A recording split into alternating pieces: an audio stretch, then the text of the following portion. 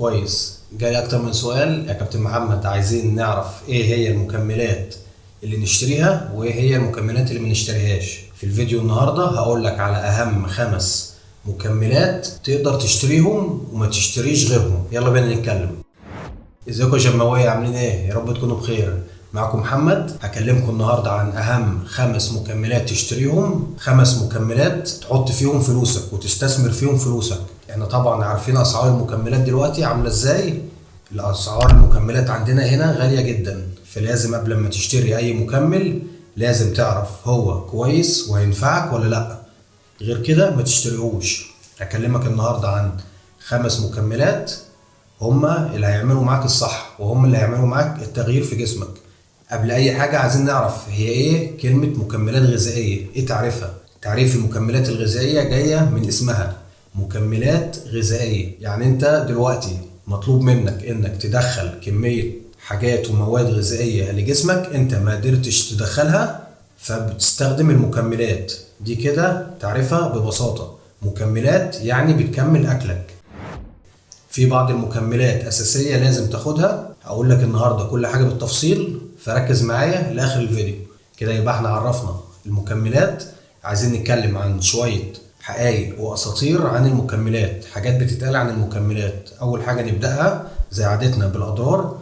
اول حاجه بالنسبه للاضرار، المكملات ملهاش اضرار. مفيش اي دراسه اتعملت واثبتت ان المكملات لها اضرار طول ما انت بتستخدمها صح في المواعيد الصح بتاعتها. دي اول نقطه. تاني نقطه، لازم يكون جسمك في صحه كويسه جدا وما عندكش اي مشاكل صحيه. ما عندكش مشاكل في القلب، مفيش حاجه في الضغط، مفيش سكر، ما عندكش اي مشاكل. لو عندك مشاكل صحيه يبقى لازم تستشير ولازم تسأل عن المكمل كويس جدا قبل ما تشتريه. المكملات مش معمولة للناس اللي عندها مشاكل صحية، يبقى المكملات ملهاش أضرار لو أنت سليم. كده خلصنا من النقطة دي. تاني حاجة في المكملات، عشان تبقى في السيف سايد لازم تشرب مية كتير جدا. لازم تشرب كمية مية كبيرة عشان ما تعملش حمل على الكلى، ما تعملش حمل على الكبد، ما تعملش حمل على أي جهاز عندك. كويس. كده خلصنا النقطتين بتاع أضرار المكملات. يبقى كده المكملات ملهاش أضرار، المكملات آمنة. تاني حاجة، المكملات مش سحر. الناس اللي بتبقى لسه داخلة الجيم جديد وشايفة واحد بياخد سكوب بروتين أو سكوب أي حاجة وشايفة إن هو عامل فورمة كويسة، دي مش سحر، دي مش تأثير المكملات، دي تأثير تعب سنين نوم واجتهاد وأكل، تأثير حاجات كتير فوق بعض. المكملات بتزقك الزقة زيادة، بتديك شوية دفعة. والمكملات كمان بتأثر على حالتك النفسية، حاجة بيقولوا عليها اسمها الوهم. انت بمجرد ما بتاخد مكمل او دواء او اي حاجة بتحس ان جسمك استجاب وانت لسه ما عملتش اي حاجة. التأثير ده اسمه الوهم. بمجرد ما بتاخد سكوب البروتين او سكوب اي حاجة تانية، كرياتين او اي دواء، بتحس ان جسمك استجاب مع انه ما عملش اي حاجة في الجسم، هو كله تأثير نفسي. دي تعتبر حاجة من فوائد المكملات. ثالث نقطة، المكملات معمولة بغرض تسويقي وغرض الربح والتجارة منها، فمش كل المكملات تنفعك. فدور كويس قبل ما تشتري المكمل، شوف المكمل ده هيناسبك ولا لا، هو المكمل هيجيب نتيجة ولا لا. دور كويس، ما تصرفش فلوسك على الأرض. في مكملات كتيرة جدا معمولة إنها تتباع وخلاص، ملهاش أي تأثير على الجسم، فخلي بالكم. كده اتكلمنا عن حقائق بالنسبة للمكملات. هنتكلم عن اساطير بالنسبه للمكملات. اول اسطوره ان هي بتجيب العقم. الكلام ده غلط جدا، مفيش حاجه اسمها المكملات بتجيب عقم. تاني حاجه بتجيب حبوب شباب، مفيش الكلام ده. تالت حاجه بتوقع الشعر، مفيش الكلام ده خالص. كلها اساطير وكلها حاجات كده. كده يبقى احنا عرفنا المكملات وخدنا نظره سريعه عنها. نخش على المكملات بتاعت النهارده، المكملات اللي فعلا تستحق فلوسك. هنتكلم عن اول مكمل جايبه لكم النهارده، البروتين. بروتين يعني عضلات، عضلات يعني بروتين. البروتين حاجة أساسية عشان تبني عضلات وعشان تحرق الدهون في نفس الوقت. زي ما اتكلمت قبل كده ان كل ما زادت نسبة عضلاتك كل ما زاد الحرق عندك. فالبروتين مهم جدا لبناء العضلات وخسارة الدهون. البروتين بكل أنواعه، مش جاي أكلمك النهارده عن نوع معين. في عندك البروتين 3 أنواع، ايزوليت وواي بروتين وكازين. ال3 أنواع دول بيختلفوا عن بعض، بس التلاتة مفيدين. اول حاجة الايزوليت بيبقى بروتين سريع الامتصاص جدا، نسبة البروتين في السكوب الواحد بتبقى عالية، نسبة الدهون والكرب في السكوب بتبقى قليلة جدا، ده غير ان سعره بيبقى مرتفع شوية. تاني بروتين اللي هو الواي ده بيجي بعد الايزوليت، بيبقى نسبة امتصاصه ابطأ شوية من الايزوليت، نسبة جرامات البروتين في السكوب الواحد بتبقى اقل من الايزوليت، بيبقى فيه دهون وكرب بنسبة بسيطة، وده بيبقى سعره اقل من الايزوليت شوية. تالت حاجة واخر حاجة بروتين الكازين. الكازين ده يعتبر بروتين رمضان، ما تقدرش تستغنى عنه في رمضان. ده بروتين بطيء الامتصاص جدا، بيقعد في جسمك من 8 ل 12 ساعة جسمك بيمتص فيه، وبيبقى موجود في جبنة القريش. ده احسن وقت تستخدمه فيه في رمضان. كده يبقى احنا اتكلمنا عن انواع البروتين التلاتة.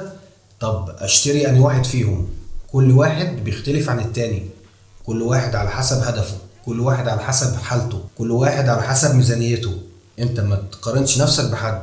مثلا لو واحد رفيع وعايز يتخن، ما ينفعش اقول له خد ايزوليت، ما ينفعش، لازم اديله حاجة تناسبه وتناسب حالته. الايزوليت ده يعتبر مفهوش سعرات، هو هدفه ان هو يعلي سعراته، فهيبعد بعيد عن الايزوليت. مثل تاني واحد تخين وعايز يخس، ما ينفعش انصحه باي بروتين اصلا، ما ينفعش اديله اي بروتين، انصحه ان هو يعتمد على الاكل وبس. لو سألتني بين سكوب بروتين فيه 30 جرام ووجبة فيها 30 جرام، وجبة فراخ، وجبة سمك، وجبة لحمة، هقول لك الوجبة افضل مليون مرة من سكوب البروتين. انا بالنيابة عني ما بستخدمش مكمل البروتين غير يوم او يومين في الاسبوع. اليوم او يومين دول بيبقى عندي ضغط شغل كتير قوي، ما بقدرش اجهز وجباتي، فبيبقى مكمل البروتين بالنسبة لي هو الحل. بيبقى معايا سكوب او سكوبين في الشنطة، باخدهم وقت الوجبة بتاعتي والموضوع خلص. يبقى انا ما بعتمدش على البروتين بنسبة اساسية، بس دي حالتي، مش شرط حالتي تبقى زي حالتك. انا بقدر اوفر احتياجاتي من البروتين بشكل كويس. نخش على تاني مكمل هتشتريه، مكمل الكرياتين. مكمل الكرياتين يعتبر بالنسبة لي اهم مكمل في لعبة كمال الاجسام. انا متكلم عنه في حلقة بالشرح مفصل، هبقى اسيب لكم اللينك بتاعها فوق، هتلاقوه هنا، هتخش تشوف كل حاجة عن مكمل الكرياتين. عايز اقول لك انه اكتر مكمل اتعمل عليه ابحاث انه بيفيد الجسم. مكمل ملوش اضرار، بس لازم تشرب معاه ميه كتير زي ما قلت. يعتبر الكرياتين ارخص مكمل تدفع فيه فلوسك وهيفيدك، مكمل من الاخر. تالت مكمل معايا النهارده هو مكملات الطاقة او المكملات قبل التمرين، اللي هي بتديك طاقة قبل التمرين. انا متكلم برضو عنها في حلقة بالشرح تفصيلي عن مكمل السي4 اللي انا بستخدمه.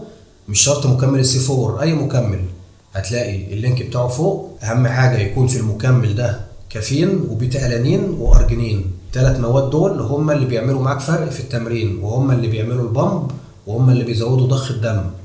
مفيدين جدا، ابقى اسيب لكم اللينك بتاعها فوق.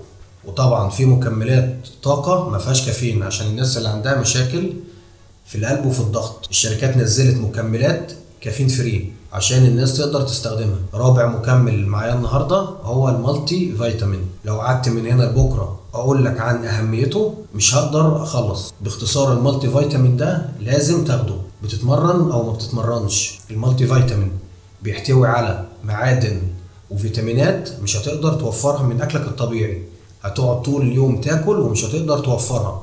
فانت بتاخد الكبسولة بتاعت المالتي فيتامين كده الموضوع انتهى. نخش على خامس مكمل واخر مكمل معايا هو الاوميجا 3، زيت السمك. انا عامل برضو عنه حلقة بالشرح التفصيلي، يبقى خش شوفها، مهم جدا جدا. ده يعتبر دهون صحية، مفيش حاجة اسمها صحة كويسة من غير دهون صحية، لازم تستخدمه في نظامك الغذائي. وبكده اكون خلصت ال5 مكملات اللي انت هتشتريهم. خلاصة الحلقة، ما تشتريش غير ال5 مكملات اللي انا قلت لك عليهم دول لو مش عايز ترمي فلوسك على الارض. دول اكتر مكملات بيجيبوا نتيجة، اكتر مكملات هيفيدوا جسمك، ملهمش اضرار واثبتوا فعاليتهم بشكل كبير، والمكملات دي ما بيختلفش عليها 2. وبكده اكون خلصت حلقة النهاردة. يا رب تكون الحلقة فادتك باي معلومة. ما تنساش تعمل اللايك وتشترك في القناة لو مش مشترك، واستنى الحلقات الجديدة، في شوية حلقات قوية جدا. سلام.